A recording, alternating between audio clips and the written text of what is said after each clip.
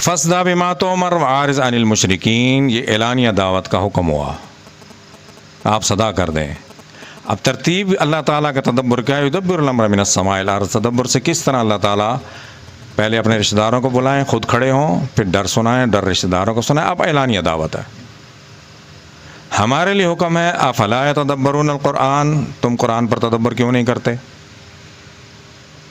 ہم نے بھی اسی طرح تدبر کرنا ہے جیسے اللہ تعالیٰ نے فرمایا، اسی طرح عمل کرنا ہے۔ کچھ چیزیں کل وقتی ہوتی ہیں، کچھ چیزیں جز وقتی ہوتی ہیں، یعنی وقتی طور پر ضرورت ہوتی ہے، کچھ چیزوں کی دائمی ضرورت ہوتی ہے۔ اللہ تعالیٰ نے آج خود قرآن کریم میں ایسے جوابات دے دیے، آج خود اپنی جانب سے، کہ یہ سوالات ہوتے رہیں گے قیامت تک، اور ان کے جوابات اللہ تعالیٰ نے دے دیے دائمی طور پر۔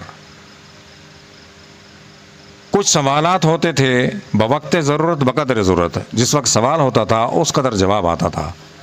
مجموعی تدبر قرآن۔ تو کافر کیا کہتے تھے؟ ام یقولون افترا، یا آپ کی اپنی افتراء خود بنا کے آتے ہیں۔ بل هو الحق، خود نہیں بناتے، یہ سچ ہے، من ربی کا، آپ کے رب کی طرف سے ہے۔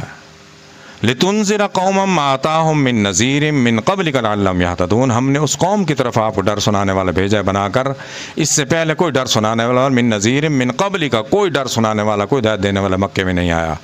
آدم علیہ السلام سے لے کے حضور تک انبیاء آتے رہے، حج کرتے رہے، کعبے کی تعمیر آدم علیہ السلام نے فرمائی، ابراہیم علیہ السلام، کوئی نبی مبعوث نہیں ہوا، اللہ نے اپنے گھر اپنے محبوب کے لیے رکھا، حضور مبعوث ہوئے یہاں۔ کوئی ڈر سنانے والا اس قوم کی طرف نہیں آیا، نہ ان کو سمجھ ہے اس چیز کی۔ تو اللہ تعالیٰ نے یہ جواب دیا، وہ کہتے تھے آپ خود بناتے ہیں۔ اور دوسری بات یہ ہے وَإِن مِّنْ أُمَّةٍ إِلَّا خَلَا فِيهَا نَذِيرٌ، کوئی امت، کوئی قوم ایسی نہیں ہے جہاں ہم نے ڈر سنانے والا نہ بھیجو۔ قیامت والے دن کوئی اللہ کو نہیں کہہ سکے کہ ہم تک آپ کی بات نہیں پہنچی تھی، کوئی امت ایسی نہیں ہے۔ پھر دوسرا اعتراض انہوں نے کیا کیا؟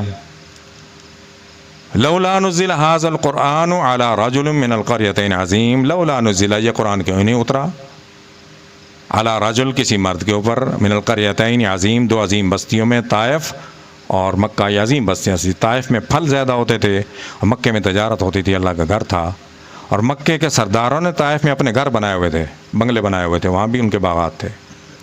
اب انہوں نے اعتراض کیا کہ ان دو بستیوں میں، عظیم بستیوں میں، کسی اور پر کیوں نہیں اترا؟ کسی امیر آدمی پر اترتا، کسی تاجر پر اترتا، کسی کھیتوں کے مالک پر اترتا۔ اب اللہ تعالیٰ نے اس کا جواب دیا، اہم یقسمون رحمت ربک، کیا رب کی رحمت تم تقسیم کرتے ہو؟ نحن قسمنا بینہم، ہم تقسیم کیسے کرتے ہیں تمہارے درمیان، معیشتہم، کسی کے لیے ہم نے معیشت زیادہ دے دی، ملنے فیکٹری باغات دے دیے، فی الحیات الدنیا، دنیا کے اندر، ورفعنا بعضهم فوق بعض، کسی کے پر درجات بلند کر دیے، دنیا میں بھی بلند ہیں، کوئی ڈی سی ہے، اے سی ہے، کمشنر، اسی طرح درجات ہیں۔ اسی طرح انبیاء کے درجات ہیں، تلک الرسل فضلنا بعضهم علی بعض، رسولوں کے درجات ہیں۔ ورفعنا بعضهم فوق بعض درجات لیتخذ بعضهم سخریا، ورحمت ربک، رب کی رحمت اس سے بہتر ہے، خیر، بہتر ہے اس سے، مما یجمعون، جو تم مال جمع کرتے ہو۔ تم اپنے مال دولت پر ناز کرتے ہو کہ کسی عظیم آدمی پر کیوں نہیں اترا، بڑے آدمی پر، پیسے والے پر؟